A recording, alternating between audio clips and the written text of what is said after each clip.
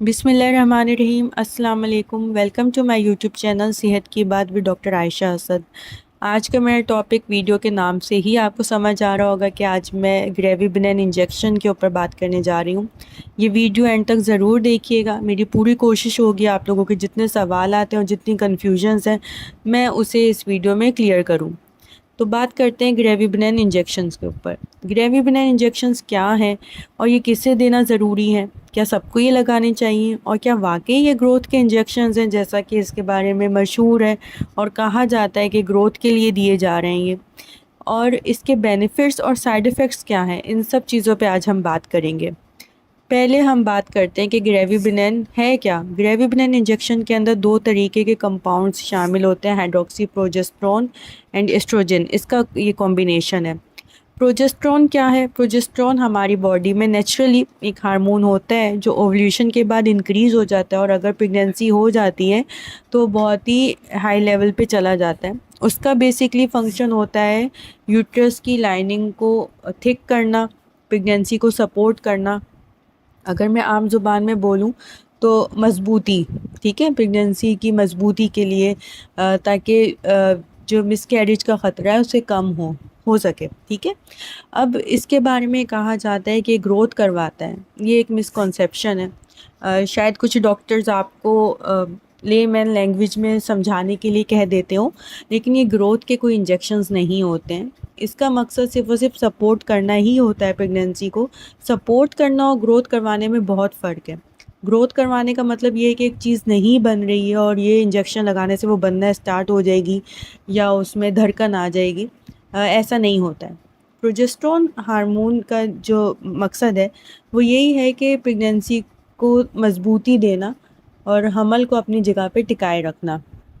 اب یہ بہت سی فارمز میں آتا ہے، صرف گریوی بنین انجیکشن ہی نہیں، یہ اورل دوائی کی طور پہ بھی آتا ہے، جیسے ڈوفیسٹن مشہور دوائی ہے، اسی طرح سائیکلوجسٹ جو ریکٹم میں رکھتے ہیں یا ویجائنا میں رکھتے ہیں، ایسے ہی اور دوائیاں ہوتی ہیں جو ویجائنا میں بھی رکھی جاتی ہیں، مطلب مختلف فارمز میں آتا ہے۔ تو اب آپ لوگ بھی سوچ رہے ہوں گے کہ یہ سب لوگوں کو لینا چاہیے، اس کے تو بہت فائدے ہیں، یہ تو مضبوطی کے لیے دیا جا رہا ہے۔ نہیں، ایسا نہیں ہے۔ ہر چیز کا ایک پرٹیکولر یوز ہوتا ہے اور ہر اسے دیا جاتا ہے جس سے اس کے بینیفٹس ہوں۔ کوئی بھی دوائی ایسے پریگنینسی میں پرماننٹ نہیں ہوتی ہے کہ سب کو لینی ہے، کیونکہ ہر دوائی کے ساتھ کوئی نہ کوئی سائیڈ ایفیکٹس ایسوسیٹڈ ہوتے ہیں۔ اب یہ انجیکشنز کنہیں دیے جاتے ہیں؟ یہ انجیکشنز انہیں دیے جاتے ہیں جن کے اندر مس کیریجز کی ہسٹری ہو، ٹھیک ہے، 2 سے 3 مس کیریجز ہوئے ہیں پہلے، ٹھیک ہے، ان کی پریگنینسی ٹکتی نہیں ہے، ٹھیک ہے، انہیں یہ دیے جاتے ہیں تاکہ بلیڈنگ کو روک سکیں، بچہ دانی کا جو منہ ہے وہ نہ کھلے، پروجسٹرون اس چیز کو ٹکائے رکھے اپنی جگہ پہ۔ پھر جن میں پری ٹرم برتھ کی ہسٹریز ہوتی ہیں، وقت سے پہلے بچہ ڈیلیور ہو جاتا ہے، ان میں پروجسٹرون کا رول بہت اہم ہے کہ وہ دیا جاتا ہے۔ ساتھ میں ہو سکتا ہے انہیں سٹچز بھی لگانے پڑے سروکس، بچہ دانی کے منہ پہ، اور پھر ساتھ میں یہ انجیکشنز یا پھر وہ پیسریز جو میں نے آپ کو بتائی پیچھے رکھنے کی، یا اورل دوائی، یہ سب چیزیں دی جاتی ہیں۔ سب کے لیے یہ انجیکشن لگانا ہرگز ضروری نہیں ہوتا ہے۔ اگر آپ کی کوئی ایسی ہسٹری نہیں ہے، نہ آپ کی پریٹم برتھ کی ہسٹری ہے کہ وقت سے پہلے بچہ ہوا ہے، نہ ہی آپ کو مس کیریجز کی ہسٹری ہے، تو یہ انجیکشنز لگانے کی ایسی کوئی نیڈ نہیں ہوتی ہے، ٹھیک ہے۔ تو اس بات کو یاد رکھیں کہ ایک ہیلدی پریگنینسی میں ہمیں پہلے 3 مہینوں میں صرف فولک ایسڈ چاہیے اور کیلشیم کی دوائی چاہیے، اور اگر کوئی نوزیا وامٹنگ کا مسئلہ ہے تو وہ دوائی چاہیے جو الٹیوں کو روک سکے۔ باقی کسی قسم کی انجیکشنز کی ہمیں نیڈ نہیں ہوتی ہے، کیونکہ میں نے ابھی سٹارٹ میں ہی آپ لوگوں کو یہ بات بتائی تھی کہ اللہ تعالیٰ کی طرف سے یہ ہماری باڈی میں ہارمون موجود ہے۔ تو ایک چیز کو اللہ تعالیٰ نے ہمیں دی ہوئی ہے، لگایا انہیں جاتا ہے جن کی ہسٹری ایسی ہوتی ہے، تو انہیں ایک ایکسٹرا پروٹیکشن کے لیے یہ چیزیں دی جاتی ہیں۔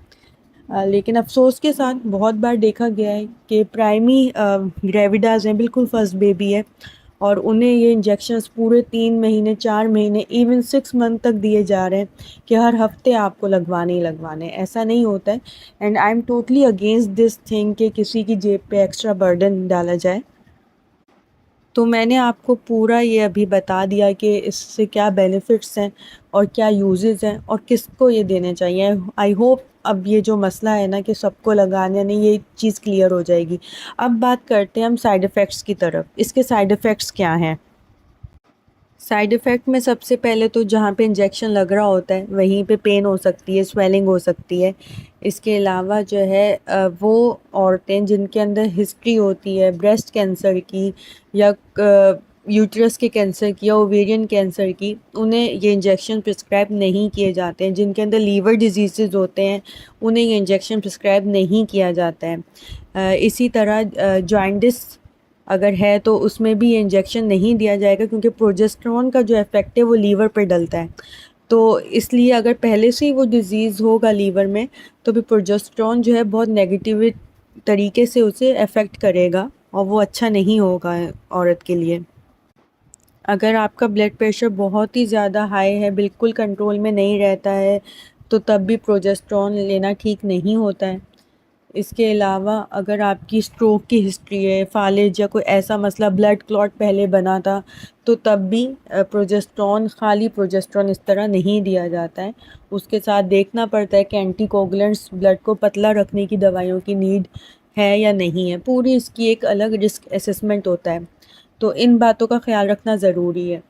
اب اس انجیکشن کے ساتھ آپ لوگوں میں کیا مسئلے آ سکتے ہیں؟ باڈی میں سویلنگ ہو سکتی ہے، اور اگر کبھی آپ کو لگے کہ آپ کی دھندلا دکھ رہا ہے، بلرنگ آف ویژن ہو رہی ہے، سیویئر ہیڈ ایک ہو رہا ہے اس انجیکشن کے بعد، یا پھر بولنے میں مسئلہ ہو رہا ہے کیونکہ بلڈ کلاٹس بن سکتے ہیں، تو ان چیزوں کو آپ کو فوراً اپنے ڈاکٹر کو ایڈریس کرنا چاہیے کہ آپ کو اس انجیکشن کے بعد یہ مسائل کا سامنا ہے، سانس لینے میں دشواری ہونا یا پھر پورے جسم پہ خارش کا ہونا، یہ سب اس ریئیکشن کی علامات ہوتے ہیں۔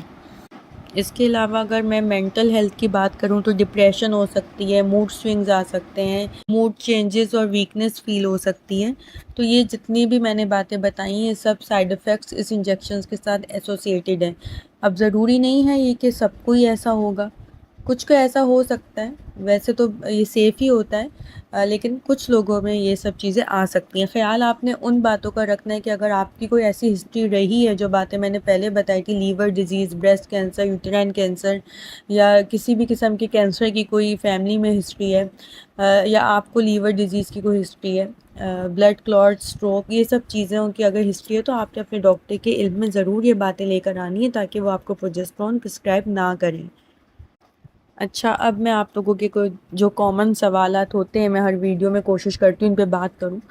کچھ عورتوں نے مجھے پوچھا تھا یہ کہ ملٹیپل مس کیریجز ہیں کسی کے، اور وجہ یہ ہے کہ گروتھ نہیں ہوتی ہے، تو اس میں پروجسٹرون دیکھیں اس میں جو ہے دی جاتی ہیں، ایسے انجیکشنز دیے جاتے ہیں تاکہ ایک پروٹیکٹیو ایفیکٹ جو ہے پریگنینسی میں اچیو کیا جا سکے، حمل کی حفاظت کے لیے۔ لیکن باقی گروتھ نہ ہونے کا جو مسئلہ ہے نا، وہ آپ کو اگر 2 سے 3 بار ایسا ہو چکا ہے تو کنسیو کرنے سے پہلے آپ کو کچھ اپنے ٹیسٹ کروانے ہوتے ہیں۔